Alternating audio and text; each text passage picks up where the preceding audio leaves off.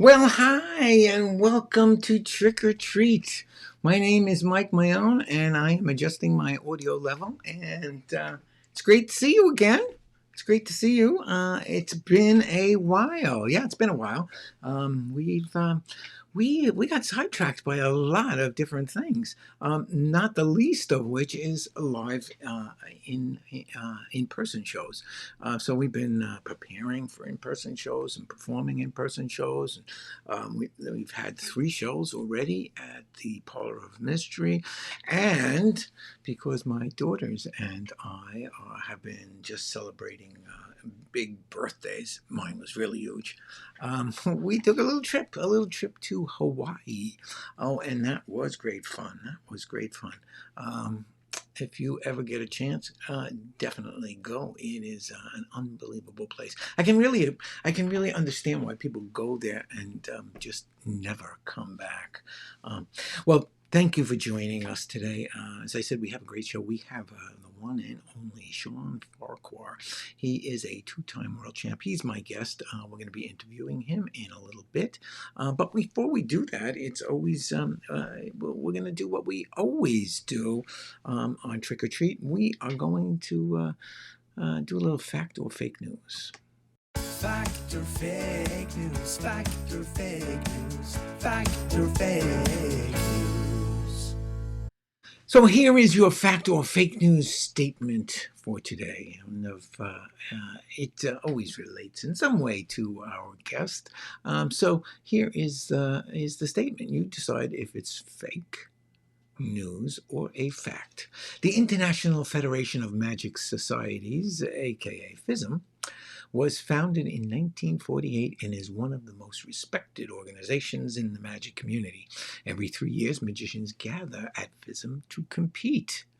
Winning at FISM is one of the highest honors a magician can achieve. The next FISM will take place in July 2022 in Quebec, Canada. Is that fact or is that fake news? If you think you know, well, type your answer in the comments and you may win this super medal. Huh? Doesn't get much better than that. Super medal. But you have to wait until the end of the show to find out if that's the case, unless you're really quick with the Google. So there you go. Fact or fake news? You answer that. Hey, I just wanted to. I mentioned a moment ago that we are back at the Parlor of Mystery, the in person shows, not just the Trick or Treat show that we do here, which we stream or have been streaming, and we just had a wonderful Parlor of Mystery the other night, Sunday night. Parlor of Mystery usually is on Sundays, the fourth Sunday of the month, in a little theater in Lindenhurst. And this past Sunday we had our one of our founders. Was our MC. There he is. That's Thaddeus. He was the MC, and he did something I've never seen before, and I found it to be truly interesting. He did a flea circus. And you should have seen some of the things those fleas did. And thankfully, I did not bring any home with me. And if you thought you were just interested in flea circus, no. We had Bobby Torkova on the stage with us. And here's Bobby doing a ring routine, but he did some beautiful coin work. He did an absolutely wonderful Dakota vanish, which I took some great shots of, and the show was well, the highlight of the show surely was this man, and that's Eric DeCamps, and Eric debuted. More or less debuted. I think he's done it a couple of times now. This absolutely incredible card rise. No clue how he did it, and I don't think I ever will know. It was quite amazing, and you can see him. He's going to be at the Sparta Theater this weekend. That's this Saturday. Check your calendar. He'll be at the Sparta Theater. That's in Sparta, New Jersey. And you can go see him there. And he's going to be doing that routine again. And I tell you, it's worth the trip if you're in New York or on Long Island or in Connecticut or any part of New Jersey. It's worth going to Sparta just to see Eric perform this piece. But of course, everything Eric does is just beautiful. So go see Eric. And that leads me to announce what our next show is. Our next show is going to be August 22nd, and we will have the incredible mentalist Mark Salem. Mark Salem, of course, had a show on Broadway for a very long time called Mind Games, and he's great. He's great. Plus, he's a nice guy, Mark Salem. So he will be at the show. My true friend Bob Baker will be on the August 22nd show, and Bob, I'm pretty sure he's going to do my favorite routine that he does, because I never got to meet or watch Slidini live, but Bob was a student of Slidini, and he will do he'll do I hope he does the tissue balls in the box. So we're looking forward to seeing that. Of course, he's a fantastic ventriloquist, and he'll probably bring some of his dolls with him. And the show will be hosted by Joe Silky, one of the founders of the Parlor of Mystery. Hey, if you're interested, the theater is in Lindenhurst, Long Island, and there's the phone number right there. You can call and reserve tickets. Oh, by the way, the last show sold out. Yeah, we had a sold out show, and that was great feeling to be back in the theater again, shoulder to shoulder with people. It was just great fun. So do call, reserve a seat if you're available, and just repeat that we do shows there at the South Shore Theater Experience every fourth Sunday of the month at 7 p.m. And we find that's a pretty good time of day and a good day of the week to do shows. So that's why we're able to get some really good talent. So look up the Parlor of Mystery. Now it's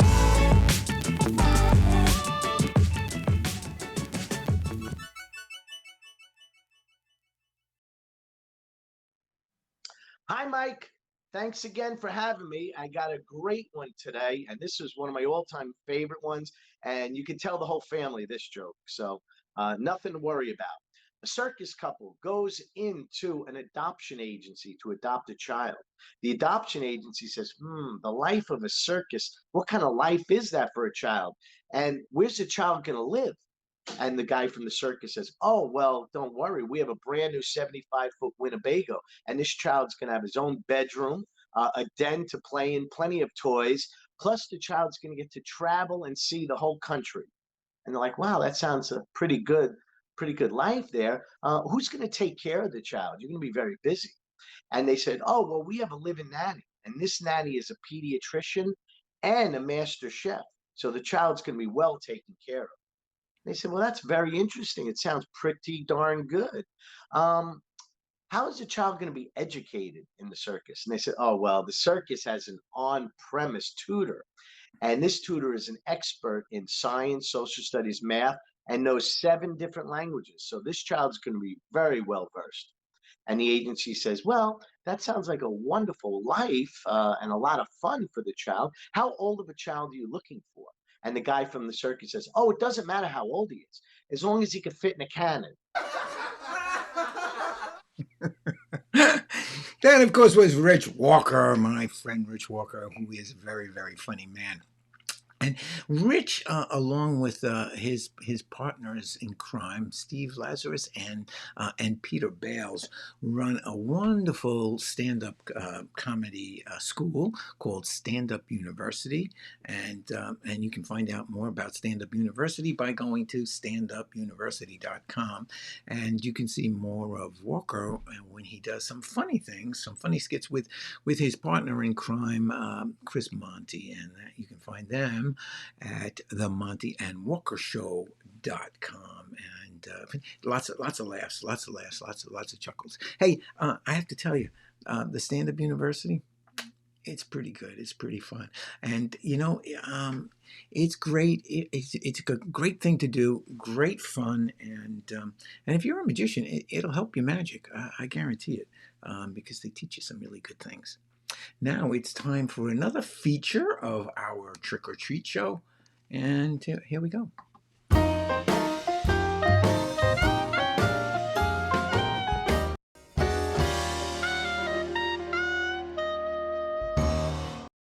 So I am going to present the magic short this week, and those of you who know me know that I am a lover of bow ties. I have very, very many bow ties. This is just a smattering of the bow ties I have. I have more bow ties than, well, not quite as much sand as there is at Jones Beach, but I have a lot of bow ties. And I want to try a little experiment with these bow ties. So what I would like you to do is to point to, pick a bow tie, point to it, and focus on that bow tie. Okay, it could be anyone. It could be this green tie right over here, or it could be this polka dot tie over here, or the black one over my head. Any single one of those ties, it's your choice. You pick. You focus on that bow tie. Okay, have you got it? Now, what I'd like you to do is I'd like you to point now to the from wherever you are, from whatever tie you're pointing to, point to the nearest lavender bow tie. That's a purple lavender. I don't wear that tie too often. It doesn't go with many things. Okay, are you pointing to a lavender bow tie? Great, great. Okay, now point to the nearest. Make sure it's the closest to that lavender tie. Point to the closest green tie. Have you done that? All right, one last move. All right, from where you are, now point to the nearest yellow bow tie. Have you got that? All right, concentrate on it.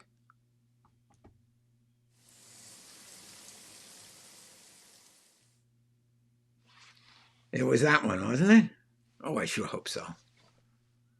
Well, there you go. There you go, a little magic from yours truly. And now it's time, finally, for me to introduce our guest this week. And we'll do it as we usually do, with a little music and a little video. And here we go.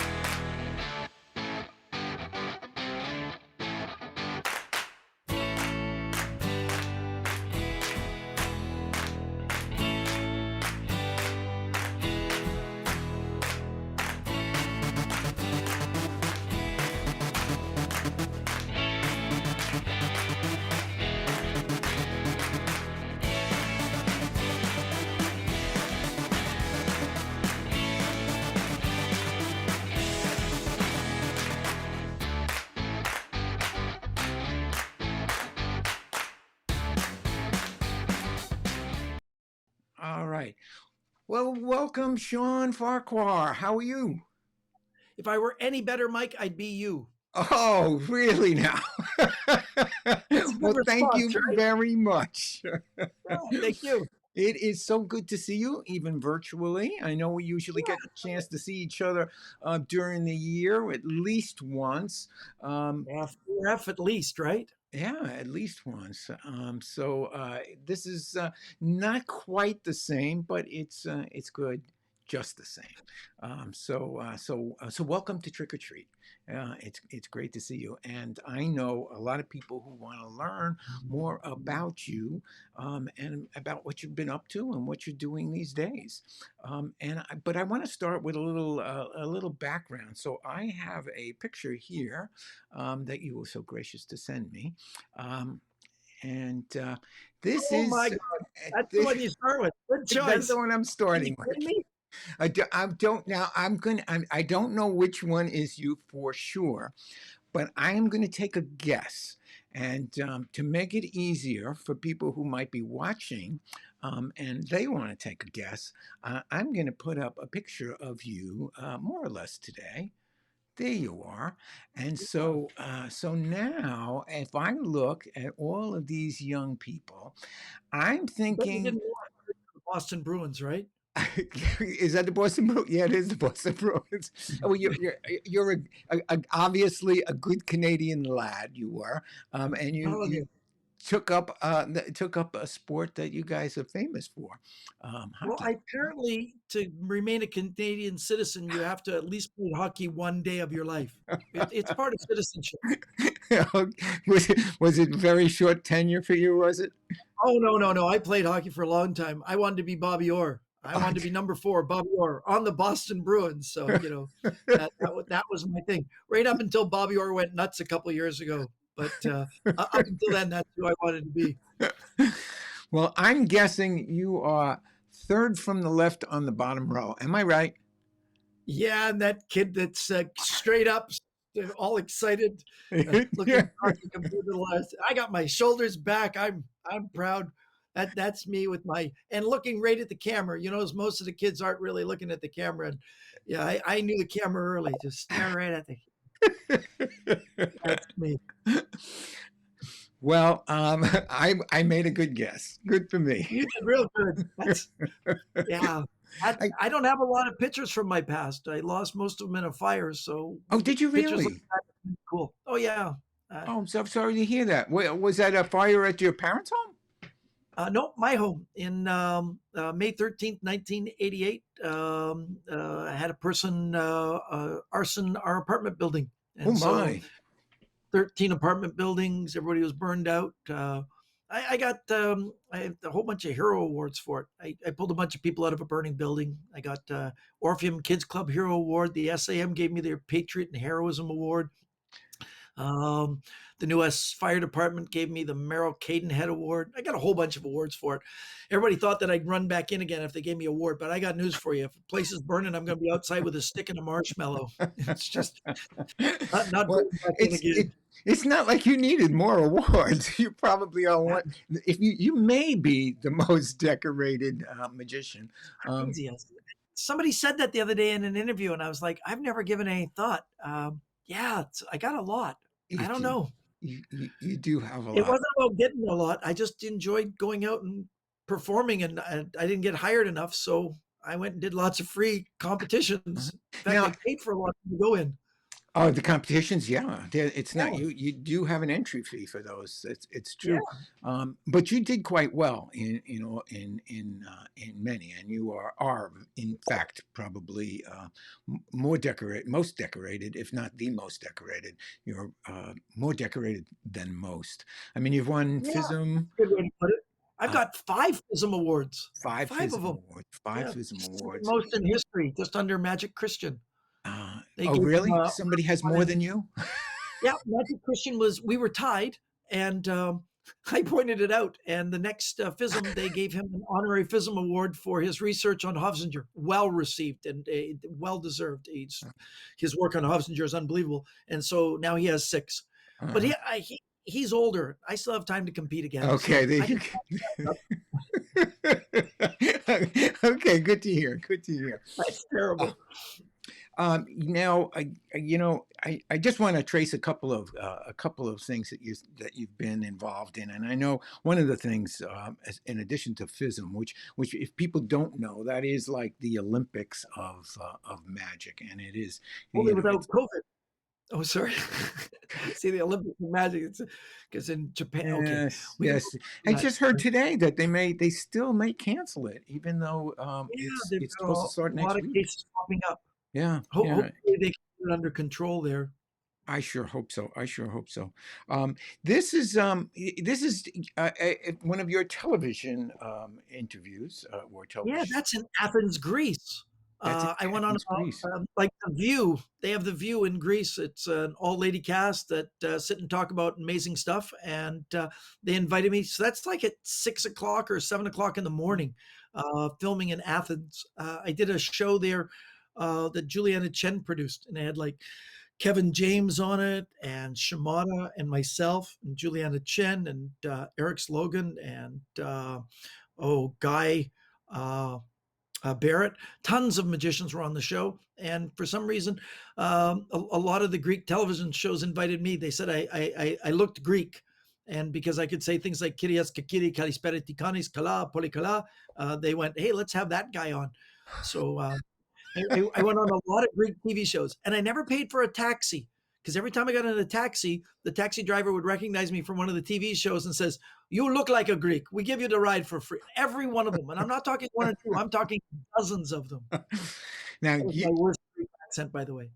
you have been all over the world.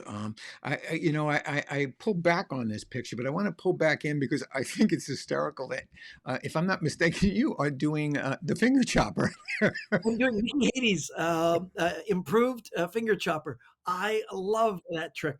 When I was 15, 16, maybe 15 years of age, I lived in Prince Edward Island. I was invited to do a tour and perform with a band, and we went to Calgary. And I knew that in Calgary there was Mickey Hades magic. So in the school, this guy named Jody Howerlock came up to me and said he was an amateur magician. I said, "Do you know where Mickey Hades' shop is?" "Yeah." So during this tour, I jumped away from everybody else and I went out to Mickey's shop, which was in the basement of his house.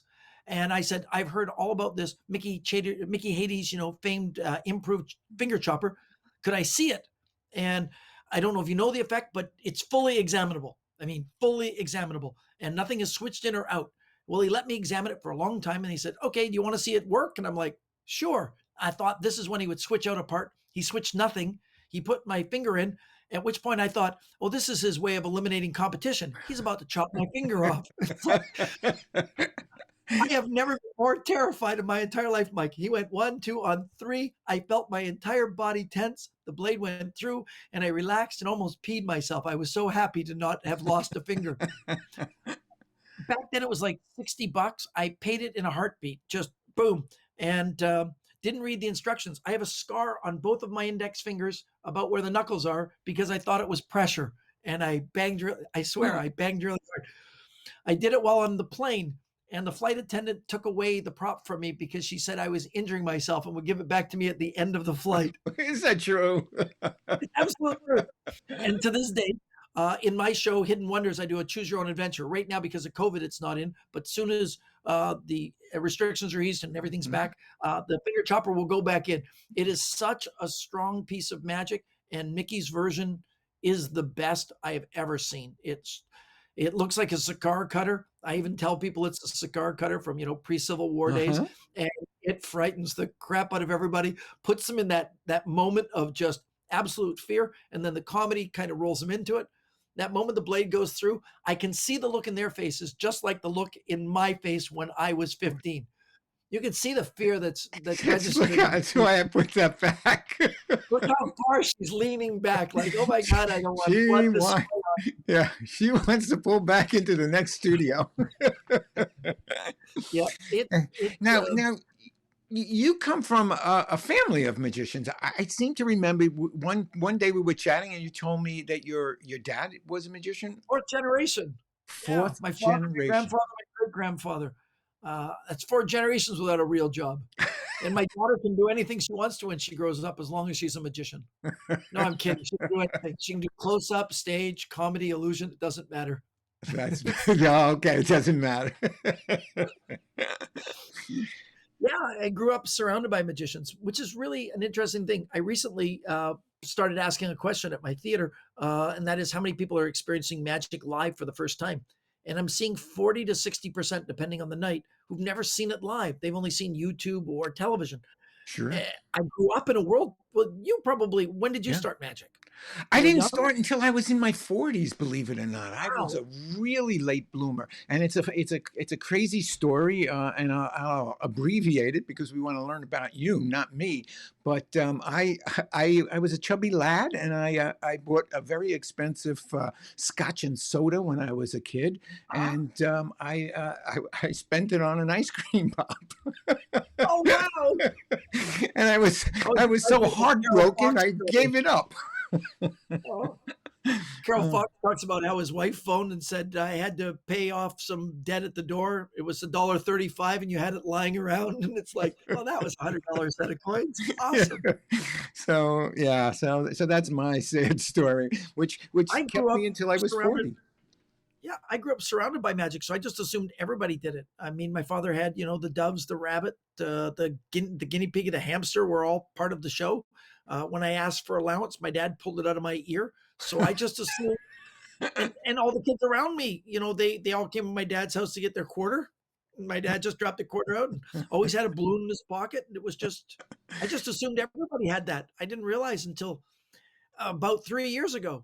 Seriously, I still just assumed everybody saw magic, Yeah. and now it's the first question in my show is how many are experiencing magic for the first time. Yeah. And when I see rows and rows of people raising their hand, I'm like, well, I've got a huge responsibility tonight. I'm going to make sure your first is something that you never forget because I still remember the first time I saw a magician perform. Oh, yeah, and you must have been very, very young then, since you had a Yeah, I was like grandfather doing 5 it, years your of dad. age. I'd watched Yeah. my dad do it, but I didn't assume it was, magic. I just assumed that was regular. It wasn't until my dad I went and saw Bob Dorian at a Canadian USO tour, and he produced doves, and it was really cool. Right then, I knew that's what I was going to do. And since we already had birds at home, I was already set. And my dad was like, Yeah. "What do you think I do, Shawn?" I'm like, "What?" He says, "This is what I do," and I'm like, "Oh, well, that's even cooler." Yeah, Bob Dorian, he's a pal of ours. Well, he's deceased now, but he was here on Long Island for a long time. Really talented magician, and then he did a lot of television. He He was sure did. really His daughter sent me his scrapbook when I did an interview and talked about uh-huh. him, and she said not many people have ever mentioned my father's name, and I just think that you'd value this. And she sent me the scrapbook with all his clippings, all the way back to Zweibrücken, Germany, when I saw him perform, and all his little news clips and everything. Yeah, I remember him with a fez and the whole look with some leopard skin for some other props. It was very cool act. Yeah. Very. Yeah. Something the He, kid remembers. yeah, yeah. Now this is I saw just the title underneath some of the pictures. Japan. Yeah, This is in this is in Japan. Tokyo. A friend of mine has a bar, and he was celebrating his anniversary for his bar. And instead of holding it in a small bar, he rented this big palatial hotel ballroom. Some of the greatest magicians that I admire, people like Tano Osaka and Max Maven and Andrew Goldenhurst. They put me, Andrew Goldenhurst, and Max Maven on a show together. And I got to open the show because I can say konnichiwa, watashi wa Shawn Farquar desu. Canada kara kimashita. Kado wo tote kudasai. That's it. That's hi, my name is Shawn Farquar. I come from Canada. Please take a card. And then I did Shape of My Heart, and then I did a dancing handkerchief. And then they put Andrew Goldenhurst next because Andrew can converse pretty good in Japanese, and then Max can speak fluently in Japanese, so he closed. Yeah. And this wonderful lady in full traditional dress came up and ceremonial. She was just amazing. At one point, I had her holding the bottle with the handkerchief, dancing in it, and she was just screaming with joy. It's just Sean Begonia created this trick, and he was very generous to me and let me be the first one to perform it for almost a full year. I performed it before any other magician was performing it, and I worked out little bugs and things to help to make it the amazing thing it is today with just small suggestions. But I'm really honored to be able to perform this trick. Oh, it It's is in, a beauty. yeah, It is a it's in my Hidden beauty. Wonder show too. It's a choose your own adventure, so it could be in one night and not in another. But what's great about it is that you can literally put it in the lap of a person, and that handkerchief just dances around, and you get those reactions that you see with that lady right there. Talking about reactions, and I want to blow this one up because you know there's something, you know, one thing about you, Shawn, that I will say freely, you love magic more, you just love it Yeah, in any capacity. um, I have a and magic it's hat. so clear here that you're having as much fun as the spectators, without a doubt, without a doubt. Yeah, might be having more by the looks of that picture. It really is super. It is super. Yeah, that look of joy on both just makes me giggle. I love Now, stuff like that. the Magic Castle is you've been there plenty of times, and As a guest. I was surprised. I didn't know that you were nominated for multiple awards in the same year.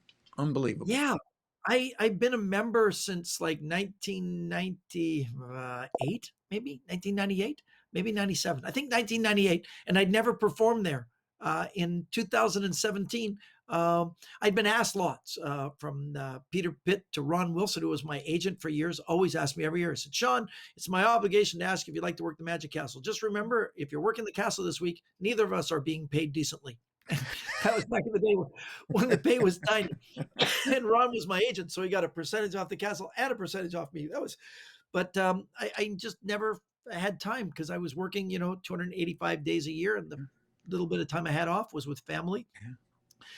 Max became the booker and asked me, and we just never were able to find a date that worked. And finally, Jack Goldfinger uh, uh, pressured me. Yeah, I love Jack, and he did, and I'm so glad he did pressure me. He said, "Shawn, you just got to come in and try it once." I said, "I love the place. I just don't have the."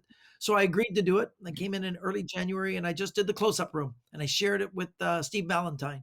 No, Wow, what a great terrific performer talent. that was. Oh, Unbelievable. he's wonderful. Yeah.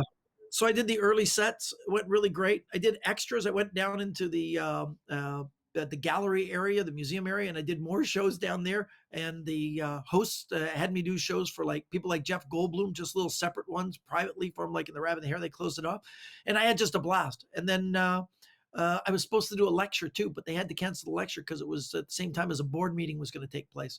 So I said, I'd like to come back and lecture sometime. And they said, well, you have to be performing. So I agreed to come back again and do the parlor, and I would lecture. So in the 1 year, I did the close up, the parlor, and I did a lecture. And I guess they have 4 categories that they can nominate you in. The other stage, but I didn't do stage, so I got nominated for 3 of the 4 categories. I didn't win in any of them, but I got nominated. That's a funnier story. When the award ceremony came up, I couldn't attend because I had a gig. So I Of sent course. my wife and my daughter with just the thought that if it happened, I wouldn't want to offend the Academy in any way. I would have my wife and daughter there to accept. And my daughter said, well, what happens if you win? I said, go up and just say, unfortunately, my father is working this evening, sharing magic with other people, and say thank you. She goes, great. What happens if you win twice? I said, well, the second time, just go up and say deja vu. And she turned and said, say deja vu again. And she said, why? I said, people who watch Penn and Teller's Fool Us Will Get It, and everybody else won't care. So I was doing a gig that night with James Randi. It was the first opportunity I ever had to open for James Randi. And Uh-huh. instead, James came out in an introduction and then introduced me. And he asked me, why I kept checking my phone. I told him I was nominated with the AMA. And he said, oh, what category? I said, 3. He goes, what? I said, that's never happened. I said, yeah, it's kind of cool. He goes, which one do you think you're going to win? I said, none. He said, why? I said, I'm never there. The chances that the people know me and Sure. there's a level, in that. So I said, I just don't think I'm going to win. So I'm out doing my spot and I look over and James is waving at me from the side and he goes like that. And I was like, oh, I lost the first one. And 18 minutes later, he's going like this. And I'm like, okay, I lost the second one. And then he came out to perform and I went back. And when I lost the third one, I came out and just lowered my head on the side of the stage. He goes, and he looked out and said, well, that's a shame. And it was such a great night to spend it with him. It was really cool. Yeah, I'm sure that must have been. And people who know you know that you create a lot of magic too, tons and tons of magic, and this you are performing at the castle. One of the pieces that maybe I had this much to do You with did. by Yeah. by sharing a product that I had made some time back. Yeah. Your product I still use to this day. I love it and adore it. And the idea of a book test was inspired by seeing you the year before do a book test that I went, hey, book tests are in. They're cool. I 4F is this, gathering that the most exclusive gathering, invitational only, and I've run out of material to perform for them. So every year I make stuff up, but I only make it up when I arrive, and I literally make it up when I get there. And I had this idea for a gag with a lottery ticket, and I went over to the Target to buy a lottery ticket, and I was thinking that's a buck already gone right there. But I saw a pocketbook that had a lottery ticket in it. I thought, oh, I get the lottery ticket and the book for $2.99. I can do a joke about a book test. So I bought it, but when I scratched the ticket, it was a winner, and it didn't work for my gag. So I went back in. I bought the same book because there's not a chance you're going to win two, and I won on that one too. Apparently, the lottery was a scam in the book.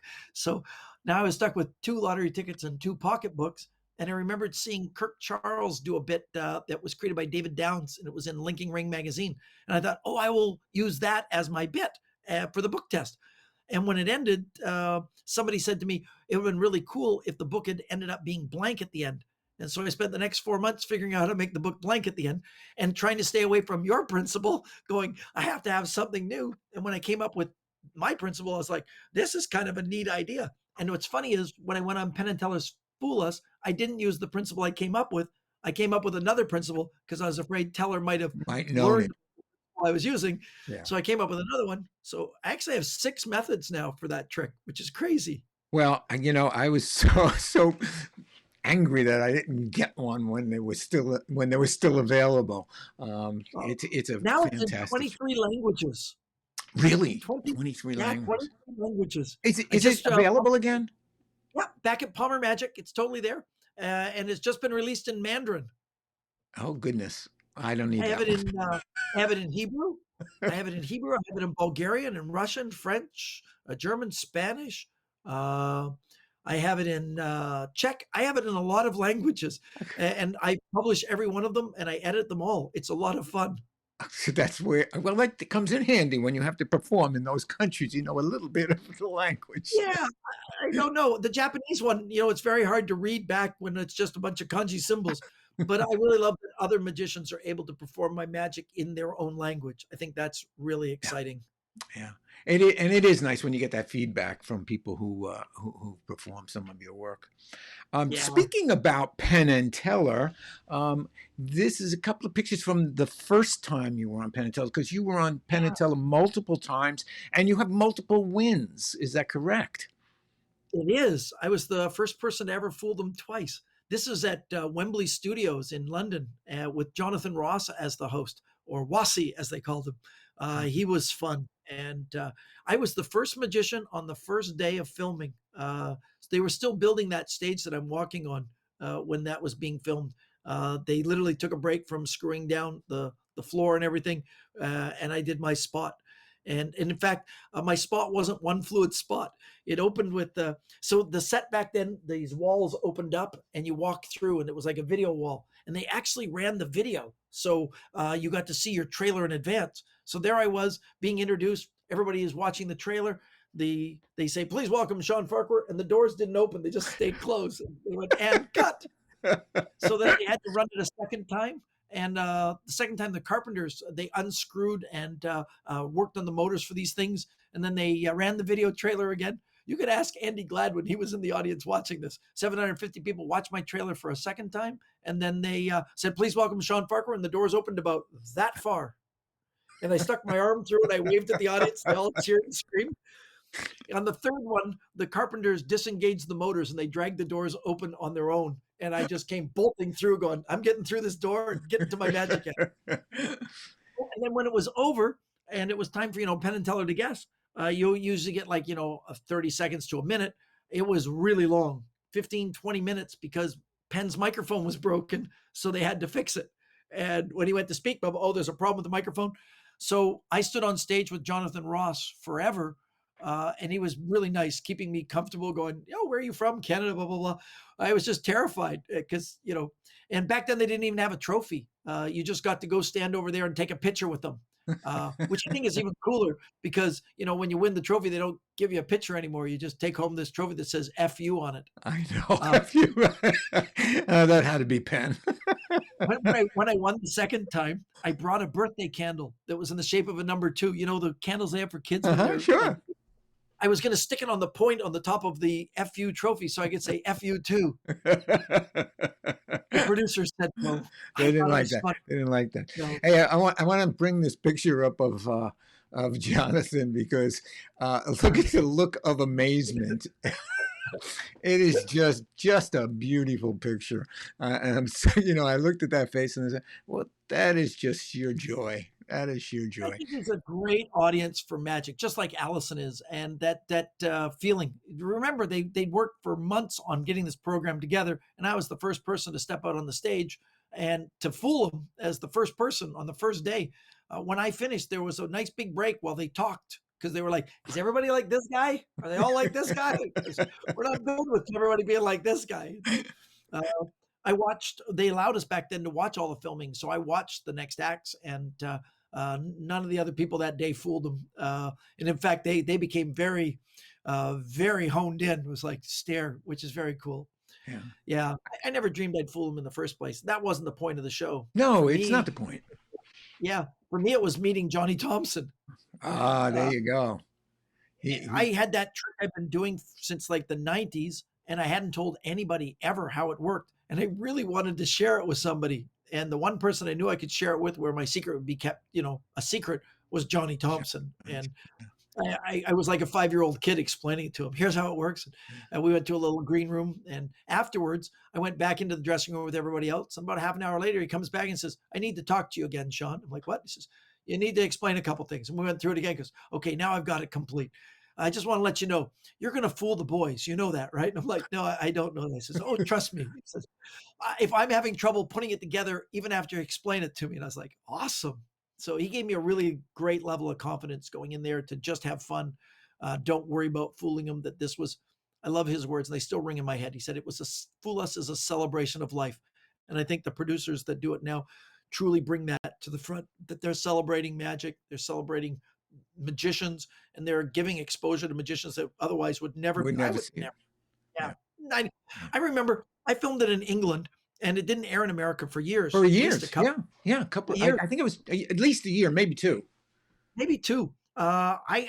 I was all over Europe and people were going, "Oh, you're that guy from Fool Us." In Paris in a coffee shop, people would come up and go "Deja vu," and I was like, "Oh, that's cool," but not in America.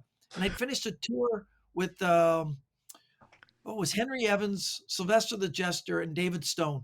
And we were flying back to America. David left us and headed towards Europe, but Henry was coming to America to head down towards Central America.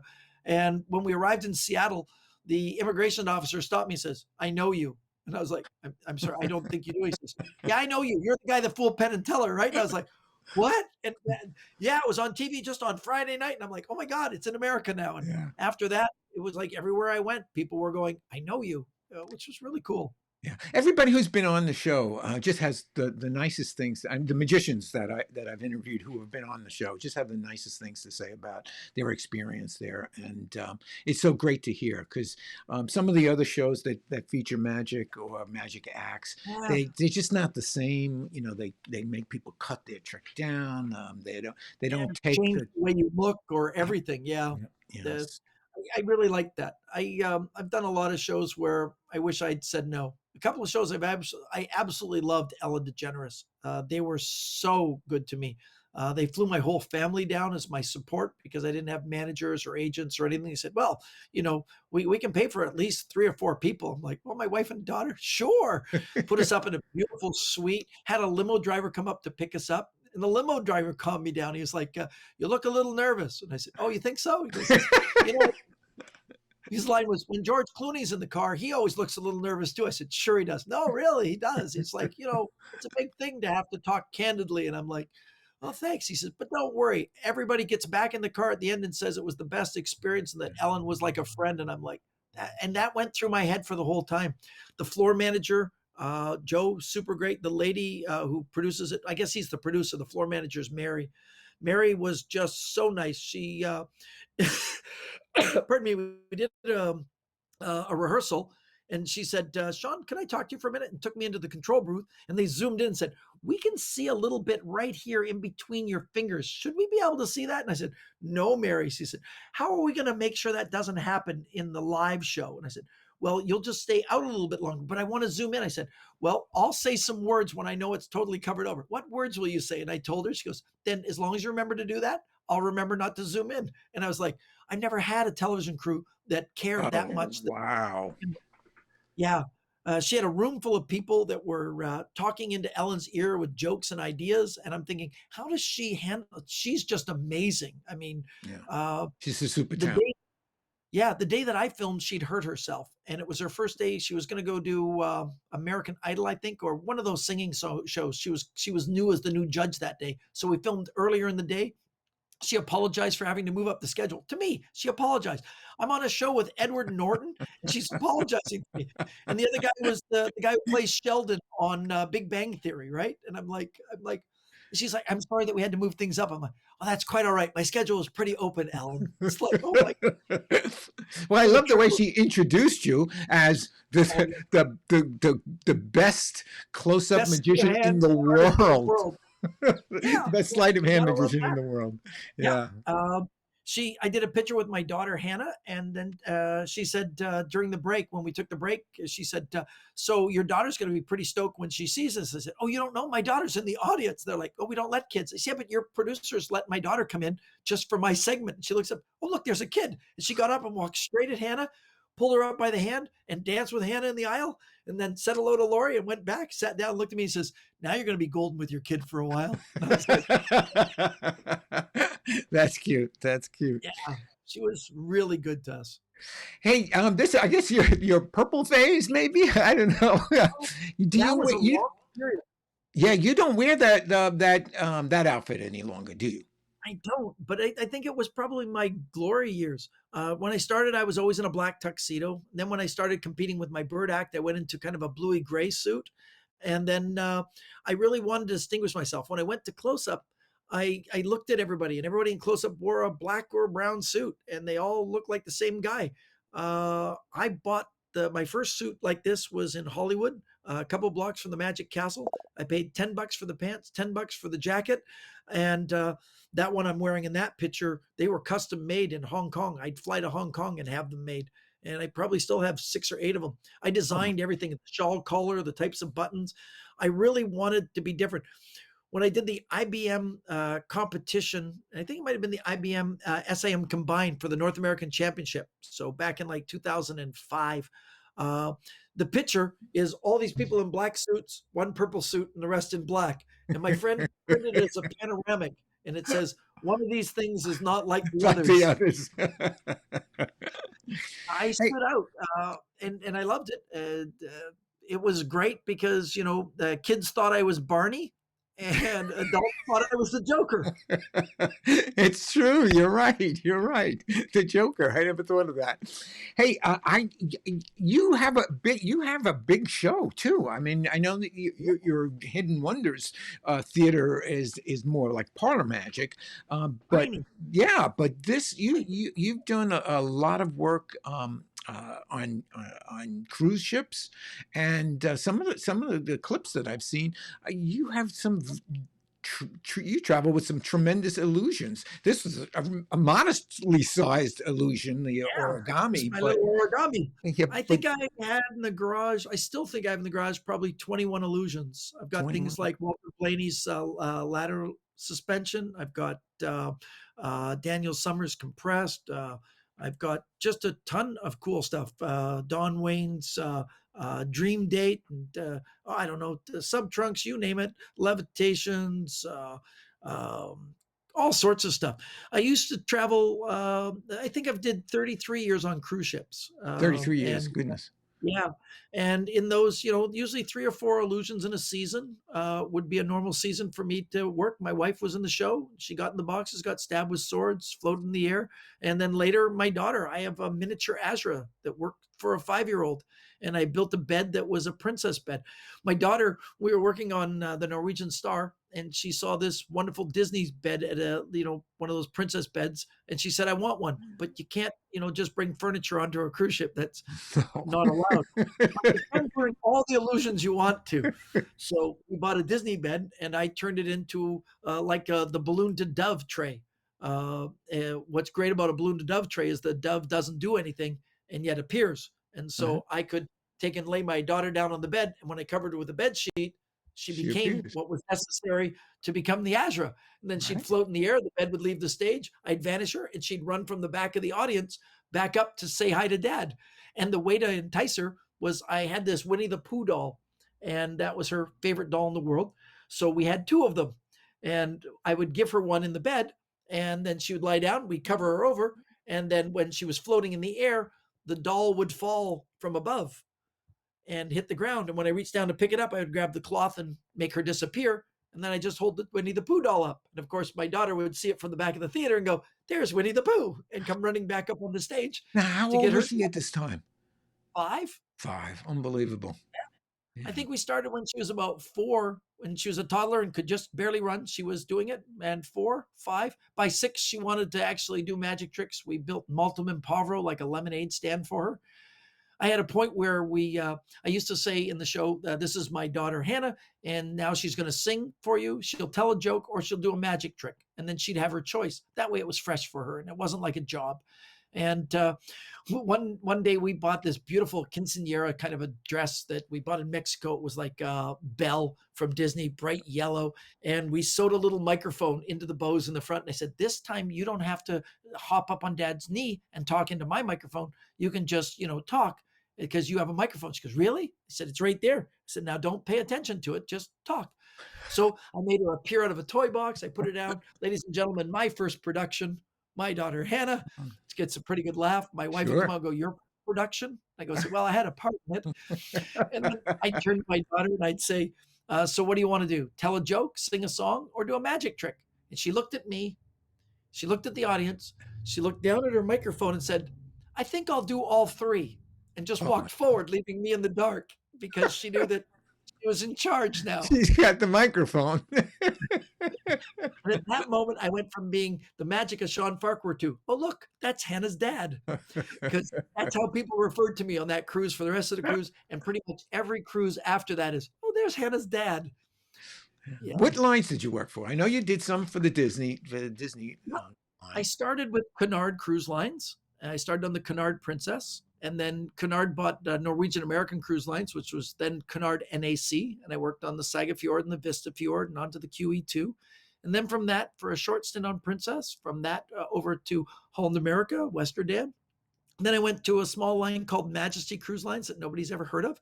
But Majesty was bought by Norwegian Cruise Lines. So all of a sudden I was working for Norwegian. And I worked for them, I think 17 years. I went from just being an act to, at one point, I was their #1 variety act, highest rated, highest paid. I got to pick where I went. They gave me a room that was as big as any New York apartment. And I raised my family. My daughter was conceived on a Norwegian cruise ship. She learned to walk and talk on a Norwegian cruise ship. And the guests would book their cruise based on us being there, or when we went on our Christmas vacation or our summer little break, just because they wanted to see Hannah growing up and have a conversation. And then one day, folks from Disney Cruise Lines, a guy named Andrew Pogson, came to me and asked me if I'd be interested in going to Disney. And I told him I was kind of interested in getting off of cruise ships. And he said, well, we'll make it work for whatever schedule you want. And they did. And so I stayed with them for almost 7 years. And then I basically wanted to do something different. I love Disney. Working in the Walt Disney Theater was just a dream come true. The technical crews are as good as any Broadway show. The hard part was convincing yourself you were good enough to be there. Because as a guest, you would come on board, and the first night they would see this show called Be Our Guests. And Right, Luminaire, yeah. all these plates and all these Broadway dancers would sing. Mickey, Minnie, Donald, Goofy, Daisy would all come out. Fireworks would go off in the theater. Tinkerbell would write her name, welcome, in lights across the back while she flew around the theater. And then the next night you'd see, Beauty and the Beast, or you'd see whatever big Broadway production they were producing at the time. They were the cast of, 20, 30 people on stage with technical crew ranging close to 40 people with costume. It was this amazing big thing. And then the next night, welcome Shawn Farquar. Well, And And you yeah, deserve to be there without question. Without yeah. question. How many Me years and were you Lori, able I to remember take your ahead of family? Yeah. How many I years were went you able to? so Lori and I went out together Uh-huh. before we were married. And when we got married, we went right back to the ships and we lived on them. Gave our house to other people to live in that needed homes to stay in for whatever reason, loss of home, divorces, whatever. We just let them stay in our homes. Then Hannah came along. We went home when Lori was in the second trimester, and we went out when Hannah was 9 months of age. In between time, we worked fairs and festivals to, keep working, and those were fun times. Hannah was 3 months of age when she got on the front page of a newspaper in full color. I was 30 when I got on the front page, and she was the whole front page, a picture of her with me in the background, and it said Hannah Farquar watching her father perform at the, I think it was North Dakota Fair. It was one of those fairs over there. And it's funny because on the same picture, same page down at the bottom was this little postage stamp of George W. Bush. So there was the president was this big, and my daughter was this big on the page. So then we went back out on ships when she was about 9 months of age, and we stayed out until the day she said that she asked us a question. She said, well, it was three questions. She said, when will I learn to ride a bicycle? And do you think I'll have a friend for more than a week?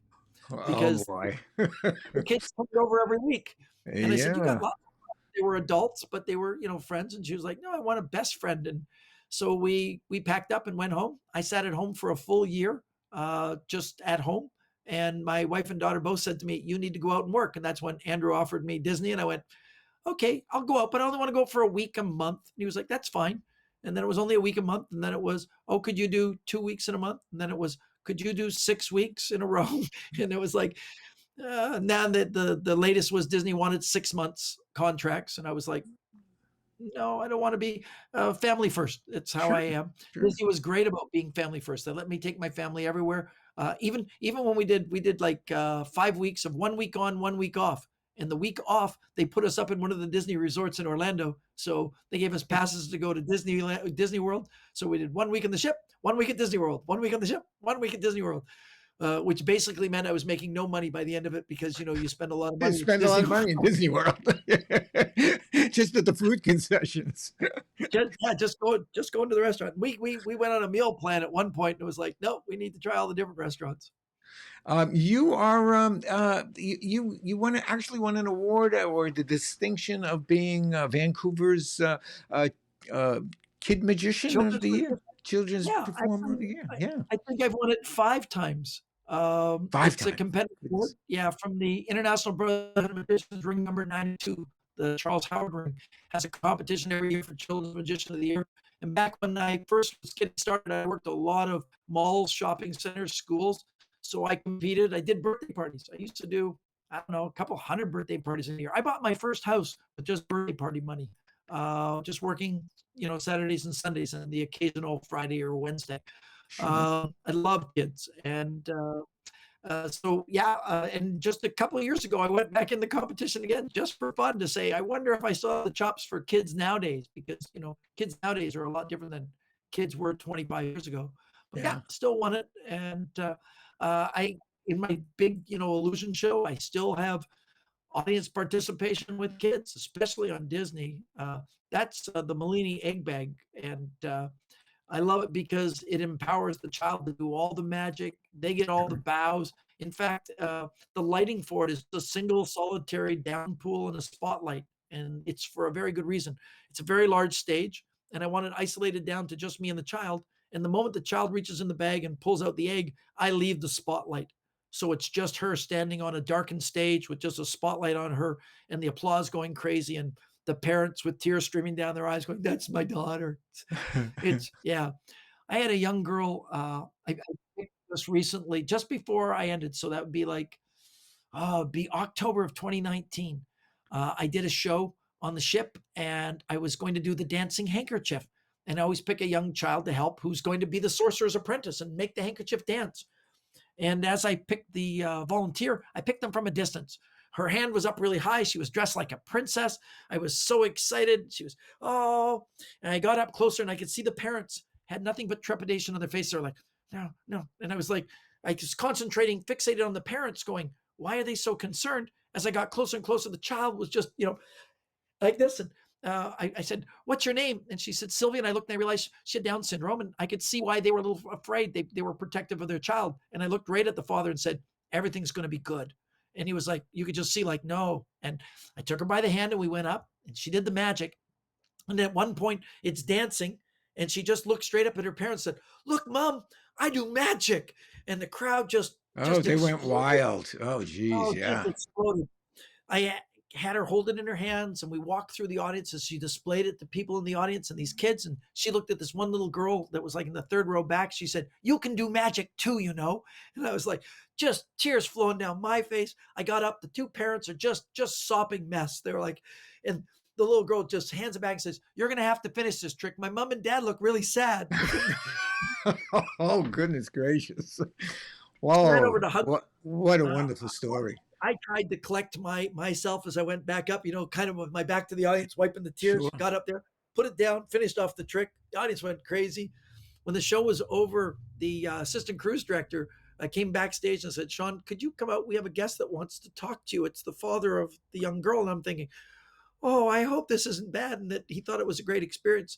And I came out and he immediately embraced me, like gave me the biggest hug ever. He says, "Sir, you just made our entire life, not the cruise, but our life." And I was like, I did nothing. I said, "Your daughter just showed her true talent. She was there. She just loves being in front of people. She just needed the opportunity." And he was like, "Well, now we know." And I thought Great that was story. really cool. I'm glad to hear that the cruise director didn't ask you, could you do that every night? Yeah. Love to. I Uh, love when those moments happen because I've learned a long time ago not to try to force those things and just no, let moments you happen. can't. You Yeah. absolutely can't. Hey, now yeah, we were talking about her a little while ago, and I thought it would be nice to put a picture. I've taken tons of pictures over the years of you as well, and Yeah. one of my Oh, favorite pictures is of your daughter. this is a killer moment. And you have one of our favorite family pictures. I can't believe I didn't send. It's her coming out of the toy box on that same night you Oh, took a really? picture. Yeah. Lori, me, and Hannah in the toy box All that I would make her appear in. This was so it's not the same night. It's a different night because she was in my show, and this was the night before because I'm in the audience. you I are. remember Yeah. Andrew and I didn't know each other. We hadn't met. And he was a replacement act, so it was originally going to be Martin Lewis, and Martin had a gallstone operation, so he couldn't be there. So Andrew took over, and so I didn't know him at all, and I hadn't done any research, so I didn't know anything. And my daughter was so elated that he picked her out of the audience because she knows she never gets picked because she's Shawn Farquhar's daughter, and Daughter. they all think Sure. she knows stuff, and they always seem to, but he didn't know her because we didn't know Yeah. him, and he picked Hmm. her. And when he pulled the first coin out of her ear, just the regular, silver dollar, her reaction, she acted. She went because she wanted to be a good volunteer because she Good for knows, and it her. didn't look like acting, but I know her. She acted, and Andrew looked at her and said, "Seriously, nobody's pulled a coin out of your ear before?" And now she was committed to the character. She said, "Never." And he said, "You're at a magic convention. I'm assuming your father's a magician. Which one is your father?" Like this, like he was going to scold them for never pulling a coin out of the ear. And she said lightly, "Shawn Farquar." And he goes, "Oh," and you could see him like, "I don't know the guy, so we'll just move on." And then Uh-huh. by the time we got to the big coin, and her eyes were like saucers, and of course, then it was total genuine surprise Yeah, as that's they a got genuine bigger and surprise. bigger. Yeah. Yeah, and these moments for her were like going, "Oh my god, this is way cooler than what my dad was." Hey, you were the international president of IBM. When is that? 2014, I think, maybe. Yeah, Yeah, 2014, 2014. 2015, same time as my cousin was president of the Society of American Magicians. Your cousin? Who's your cousin? Yeah, that's what we call each other. Ice and I have called each other Oh, cuz for since 1991. We've known each other since 1991. We competed in the Society of American Magicians stage competition in 1991 in Las Vegas and became lifelong friends. And that's the only cover of a linking ring that the two. president has shared the cover with somebody else. And in fact, the MUM magazine has the exact same shared picture. It's the only time in the history of either of the organizations that the president shared their page. But we actually, fought for it, wanting it. thinking this was a great way to bring two organizations together where some people think there's some animosity. I've never seen that. In fact, today I got my certificate. I'm a 35-year member of the Society of American Magicians as of today. I got Congratulations. here in the Houdini. Thanks. And I'm 35-year member of Excalibur. What is it? It's Order of Merlin Excalibur. Yeah. So I'm a 35-year member of the Order of Merlin too, which means I'm old. well, let's look at some pictures. Younger Shawn, it's in the Wow. purple age, and I just want to contrast these promo pictures with some of the more modern look. More mature look. Yes, Yeah. we've got the glasses. This is me working for more corporate kind of affairs, where the other ones, the purple, I was working casinos and cruise ships and really wanted to stand out. Yeah. Those pictures were actually photos for, I did a show in Genting. Genting is I think the world's largest casino. It's in Malaysia, just outside of Kuala Lumpur. Has its own private police force of like 7,000 people or something. It's a massive complex. It's basically its own city at the top of a mountain. And I was in a show called Superstars of Magic, and it was like with a One Gun and Ten Kim and who else? Joseph Gabriel. It was a phenomenal show. I was humbled to be at it. Jay Mattioli. We did this. I guess 90-minute production show, and I was just a tiny little part doing a dancing handkerchief and Shape of My Heart. It was very cool. Shape of My Heart. That was your FISM act, wasn't it? Shape of My Yeah, Heart? I did. Yeah. I combined Shape of My Heart with my signed, sealed, delivered. So the card was selected. I did the routine. In the end, I gave the deck cards to the girl. She held them in her hands, and it became a solid, brand new deck of cards sealed in the correct order, like the Fool Us thing. Wonderful, wonderful. If somebody hasn't seen that, I know that it's available for people to look at. I think it's on your YouTube My channel. YouTube channel? Yeah, Yeah, it's filmed with a potato because I think it was filmed in like 1995 or something. I haven't done a high resolution Yeah. version of it just because I don't want to. Yeah, But yeah. yeah, I've been adding a lot to the YouTube station lately, so Yeah. maybe I will add a new Shape of My Heart on there. Oh, it soon. would be nice. Yeah, it would be nice to see. It's just an absolute. If nobody's seen that, if anybody's watching who hasn't seen it, they really ought to, because it is beautiful. Do you still perform that one? I do. You In do. fact, I hadn't performed it in almost 2 years, and just the other night, I put in Shape of My Heart into my show at Hidden Wonders because I had some magicians in the audience, and I usually end with Thread of Life. But I thought because there were a lot of magicians, I said, "Why don't I do this one?" Yeah. And I performed it, and they were like, "Oh my God, we hoped you were going to do that." And Yeah. it was I think I've seen you do it twice, and it's just I have a love new to see. routine. I've been doing it for about, I don't know, almost 10 years, but I don't share it with people. It's called Unwritten. And I do it on, I did it on Disney Cruise Lines, and only in the small lounge. And it's a song by Natasha Bedingfield, called Unwritten. And I think it's as strong, if not maybe stronger than Shape of My Heart in many ways, because the lyrics really speak to the magic, and the magic is very unique for the routine. Oh, I hope you'll do it at the 4F if we Yeah. get together next year.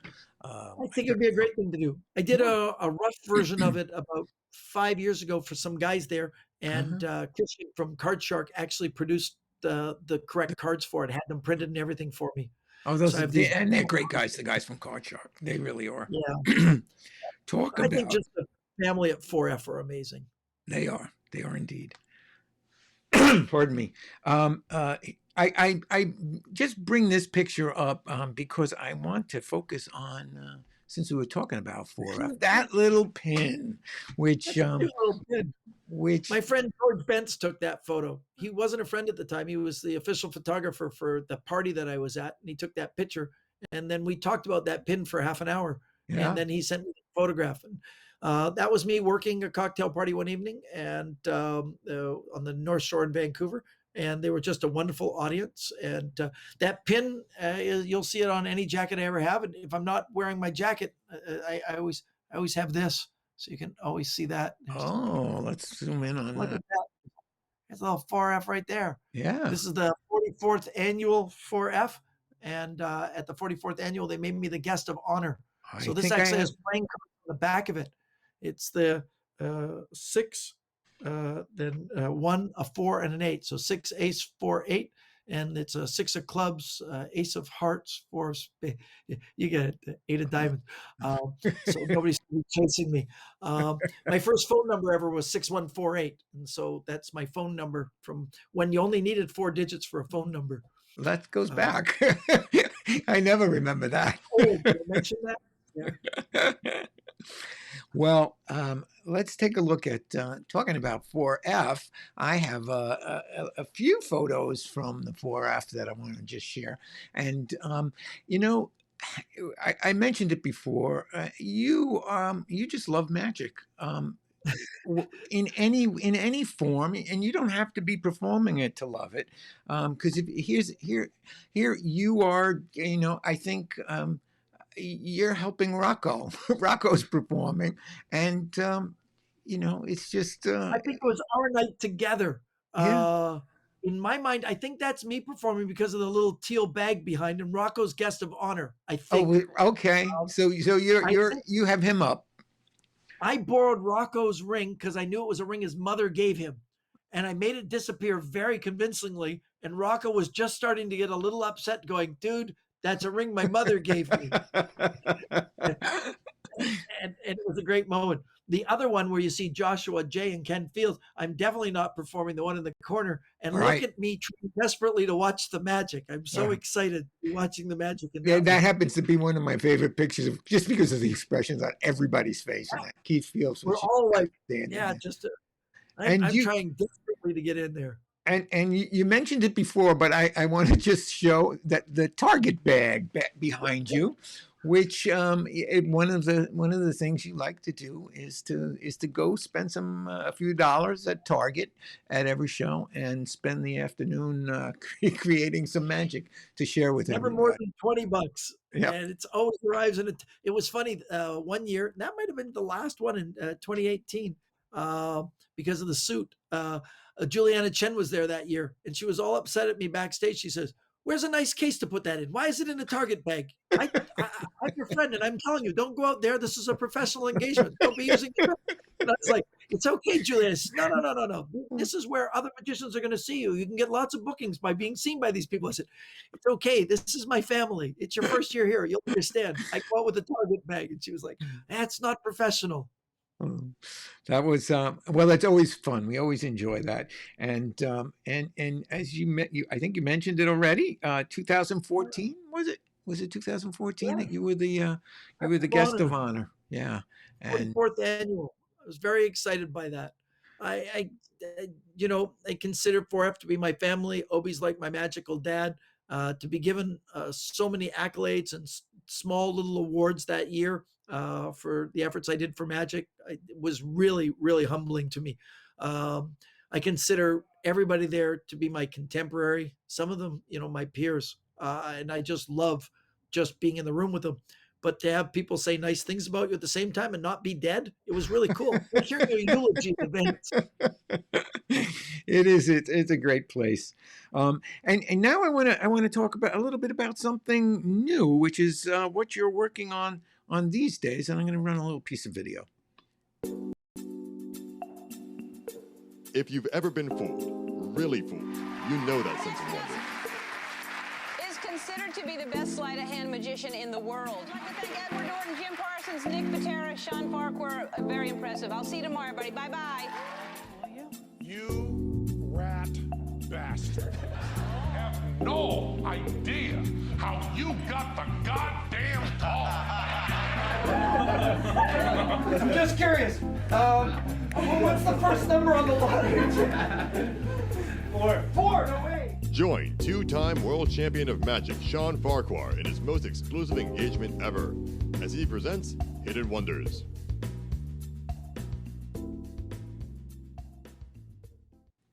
So let's talk a little. Jim Parsons. That's the other guy's name. The actor who plays Sheldon is Jim Parsons. It said it in the commercial. Yeah. So let's talk a little bit about Hidden Wonders. It's I think I think I might have chatted with you some years at one of the conventions about you thinking about putting together a theater, and it was so nice to see that you actually brought it to fruition. This picture of it. It just looks like a wonderful place to present magic. Is that tiered seating? It looks like tiered seating. Yep. Tiered seating, 5 rows, only 30 people in a show. Wow, what a wonderful It's experience they must have. It's my dream. 15, 20 years ago, I wanted a theater, and originally it was going to be like 700 seats. I was going to do the big illusions and everything. And then it was, oh, I'll look at 125 and I'll do parlor. And finally I went, it's going to be 30 seats and I'll be able to do straight up, close up, and parlor magic. And it's still deep enough, that stage, that burgundy is the mid curtain. I could still actually do like Walter Blaney's ladder levitation there. I Oh, wouldn't really? have an issue. Yeah. Yeah. And the sight lines are perfect for it. There's like for a 12 lights in the place, only a couple of conventional, everything else is LED. My wife sewed the curtains. I hung and strung all the lights. I built all the risers, everything in there that is built by us. It's multiple layers. That's just the theater. There's a lounge with a bar and everything, and bookcases that are filled with all the props of my past mentors and old 8x10 photographs and stuff. Yeah, she's having a good time. That's during Oh, the book yeah. test. I see book test. Yeah. Yep. There's so much audience interaction. There's the bookcase with people in the background, and yeah, it's very cool. The front looks like a curiosity shop. It's just filled with old junk. Unless you're a magician.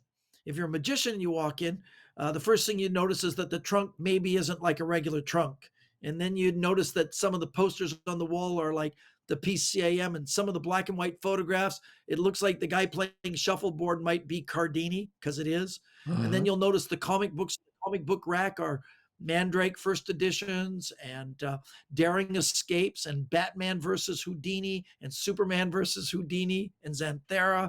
And the more you look, the more you realize this is all magic comic books. There's even a Peter Ravine the Hypnotist comic book in there. So you I start think looking, and then you can see the comic book rack over on the yeah, right-hand side of that you can photograph. even see in the top shelf of the brown things is one of my commemorative. It's the commemorative button from 4F when I was guest of honor. I put it. Marvin made me a button, and I put it Merv, and he put it inside of that little frame. And then Beautiful. there's other weird things that just add to the room. The videotapes that are on the second shelf down across from the canteen, those videotapes are like Di Vernon and Mandrake, L&L videotapes. So when a magician starts looking, they realize everything in there has a magic tone to it. So right down to the posters on the wall, circus magic and stuff. And what's interesting is you're walked in a path around and then into where the back closet is. And in the back closet, you're given a doorknob, and then you have to find the door. And the doorknob sticks to the wall opens, and then you enter the lounge. But when you leave the lounge heading back in the other direction, there's magic posters on the other sides of everything. So as you're leaving, you see Thurston and Keller and Alexander posters, and you realize there's all this extra magic. I leave, we do a little talk, and I talk about Mandrake because he's from New Westminster, and I talk about Houdini, and because of that, they actually start seeing all the stuff in the store as well. Sure.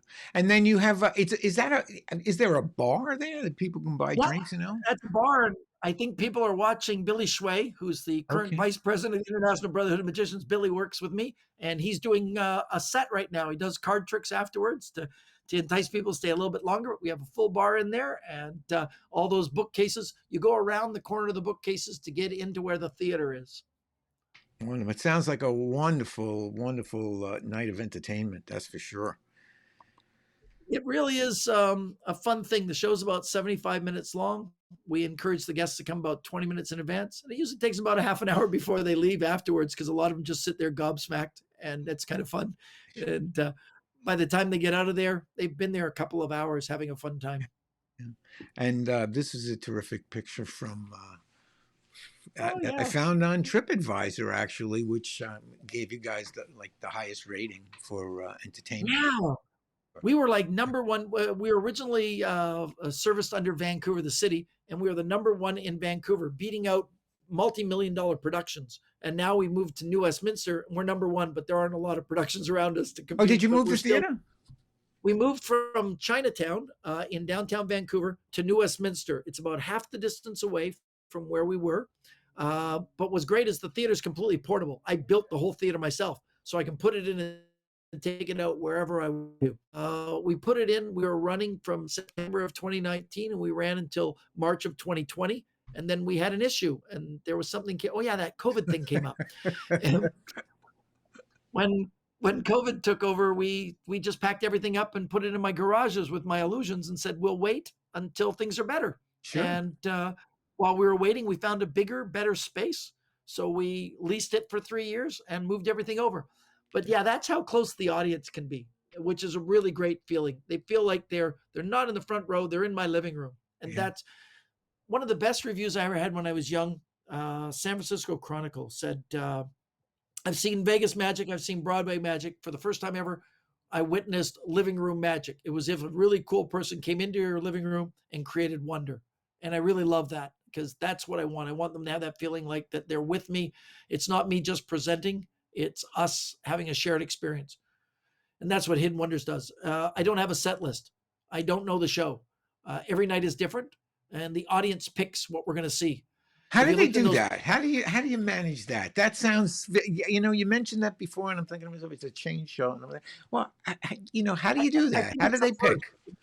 I don't know anybody else who's ever done it, but I think it's marketing genius without even realizing I was a marketing genius.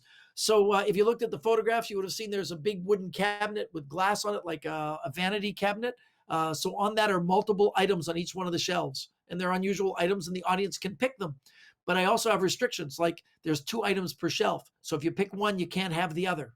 And so you have to be very careful on what you pick. What's great about that is if you wanted the other and somebody else picked it, so it'd be in the theater, in the actual theater. Okay, so it's not that shelf. It's not those shelves. Nope. If you looked at that one when we were looking at all the people sitting that you liked, that you pulled off TripAdvisor. Oh, yeah. Let me go back. You'll see that there's back before that. And you can't see it in that picture. It's just to my right. If you go back to the lounge, the actual theater picture, when you asked me about the tiered seating, you'll see the cabinet there. And then you can see lots. Yeah, that one down there, number 26. Yeah. So if you look to the left, you'll see that there's a glass cabinet with wood, and there's some paper bags on the top. You'll also see the table has a box underneath. And so that's my box of wonder. And in that box are items I've been doing since I started magic, like since I was 5. And other items in that box are brand new that I've never, ever performed. And so they get a choice. If they say box of wonder, I decide if it's something old or something new. That depends on how the show's going. If they choose from the glass cabinet, they can pick any one of the shelves and an item off of one of the shelves. If they don't want those, there's the paper bags around the top. Each of those paper bags have items that have all been cleaned and sanitized during COVID times. I hand them to them with a pair of tongs, and they open it and they do the magic in their hands. And if they don't want any of that, I can also say, ask me to do something with something you have. And they could say, I got a pair of glasses, and I'll tell them what to do. And the magic will happen in their own hands. I don't even touch their items. What's cool about it is no 2 shows are the same. I have no idea what the structure of the show is. And so they may pick like a strong one, then a weak one, or they may pick weak, and weak. And I have to make each one successively stronger. That's a challenge. It really is. But that's what I want. I'm at the point in my career where I've tried everything I wanted to do, and I've succeeded everything I wanted to try. Now I want to challenge myself to do better than what I've ever done. And so I'm literally writing a show every night as the show takes place.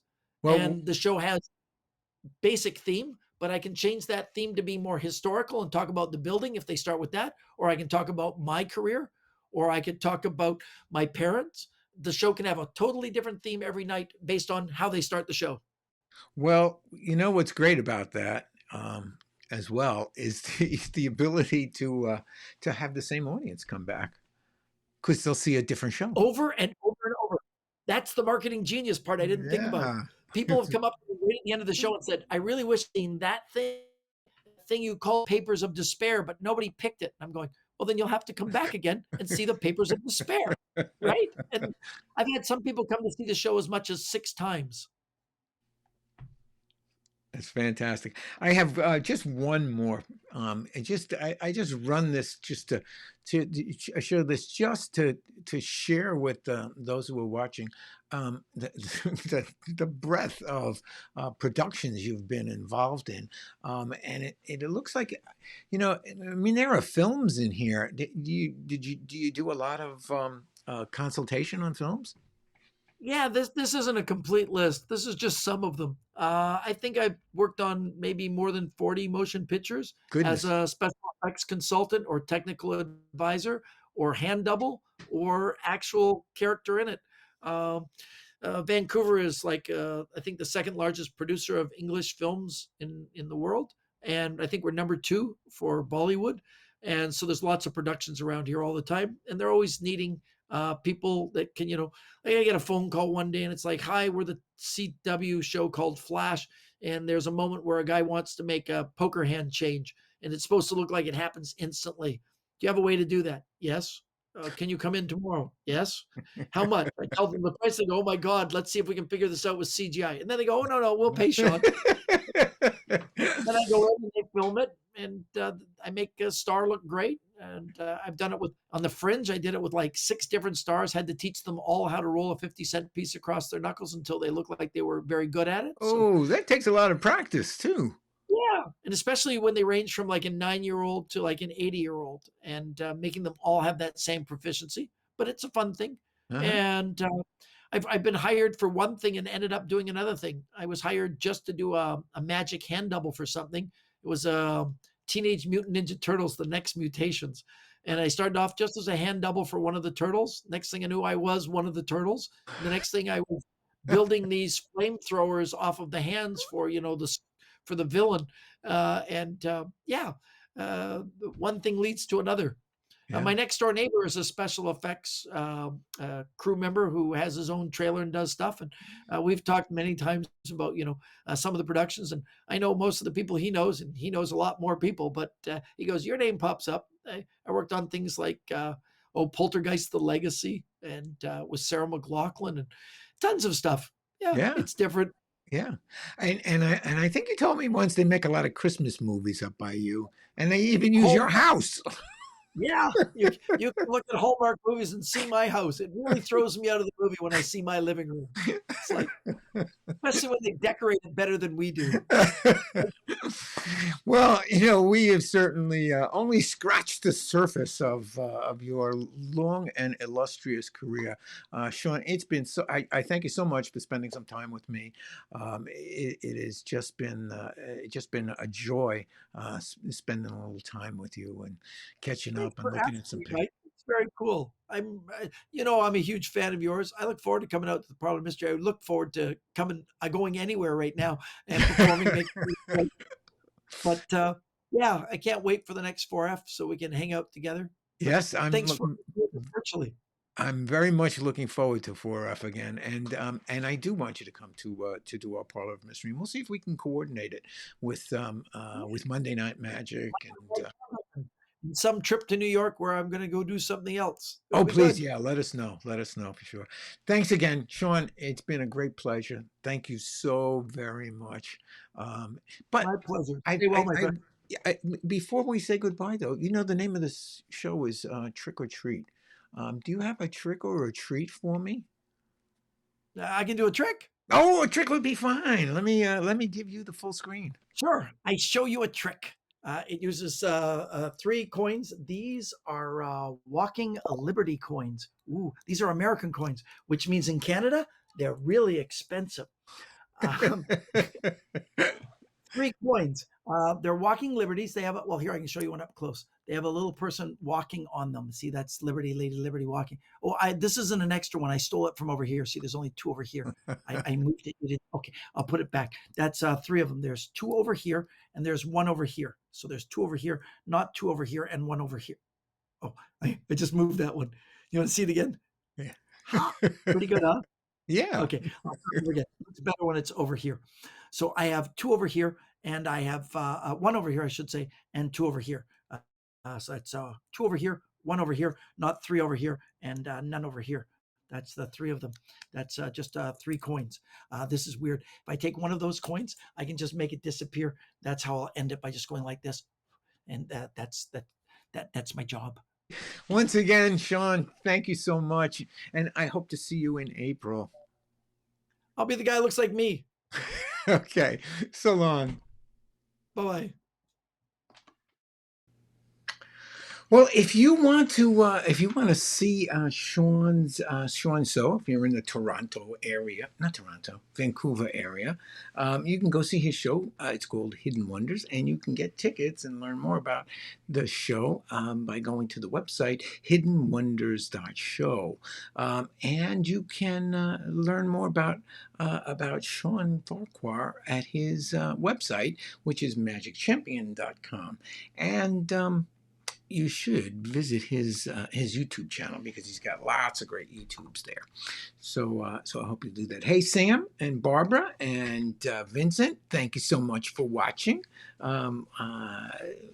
It was great to see you. Thank you so much for watching, and thank you all for watching. And if you're watching this on the record, I hope you enjoyed visiting with Shawn Farquar.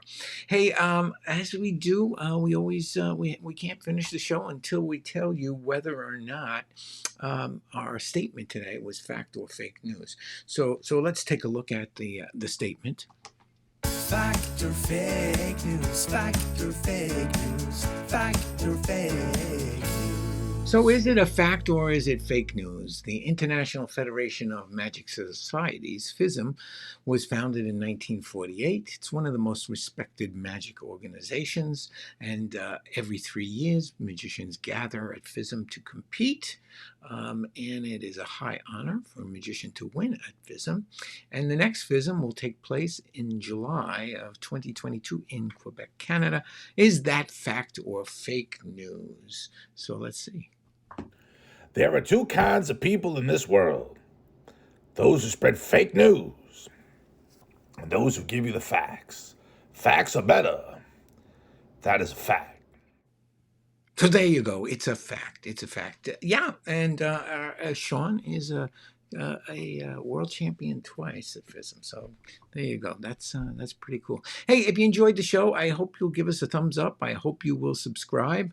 The next time we get together, we're going to have Howard Hamburg, who has got some great stories about the masters that used to hang around at the Magic Castle. That should be a lot of fun. He's got some great stories, and I'm thrilled that we're going to get a chance to record them. And I'm looking forward to that. So that's going to be, I think, on the 10th. I'm pretty sure it's going to be on the 10th of August.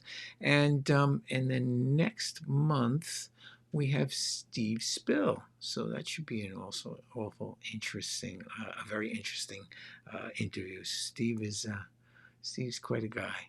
So that's the end of the show. Oh, and don't forget about the Parlor of Mystery in Lindenhurst, Long Island. It's this coming up, the 22nd of August is going to be Mark Salem, Bob Baker, and Joe Silkey. So, hey, thanks again for watching. My name is Mike Mayone. This is Trick or Treat, and I hope you enjoy all the magic in your life.